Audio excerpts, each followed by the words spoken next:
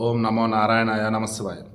మహాభారతంలో సభాపర్వంలో వచ్చేసి అర్జునుడు ఎంత ధైర్యశాలో, అర్జునుడిని ఓడించడానికి అసలు ఎవరికి సాధ్యం కాదు అన్నట్టుగా దుర్యోధనుడు మొత్తం భయపడుతూ అర్జునుడి గురించి ధృతరాష్ట్రుడు చెప్తున్నాడు. అర్జునుడు అంటే నాకు చాలా భయం, దానితో ఆకారంతో మొదలయ్యే అశ్వ, అర్ధ, అజ పదాలను విన్నాగానే నాకు భయం కలుగుతోంది. నిజంగా కొంతమందికి ఫోబియా ఉండిద్దండి. ఆ పేరు ఫైనల్లీ ఆ పేరుతో వచ్చే మంచివి, ఆ పేరుతో ఇతనికి ఉండే స్వీట్ మెమరీస్ అని ఉంటే ఓకే. అదర్వైజ్ ఆ పేరు వినపడగానే కొంతమంది భయపడుతూ ఉంటారు. తండ్రి, అర్జును వలన తప్ప మరే శత్రువీరులన్నా నాకు భయం లేదు. యుద్ధంలో అర్జునుడు ప్రహ్లాదునైనా బలిచక్రవర్తులైనా చంపగలడు.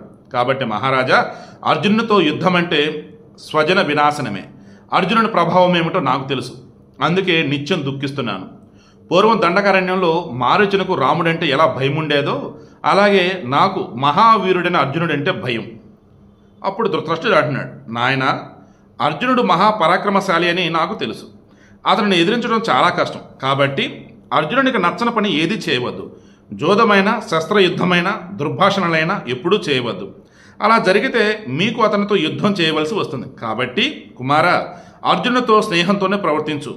అర్జునుడితో సత్సంబంధం ఉన్న మనిషికి మూడు లోకాలలోనూ భయం కలుగుదు. కాబట్టి నాయన, ఈ అర్జునుడితో ఎప్పుడు స్నేహంతో మెలుగు అంటున్నాడు. అలా మెలుగోడైతే దుర్యోధనుడు ఎందుకు అవుతాడు?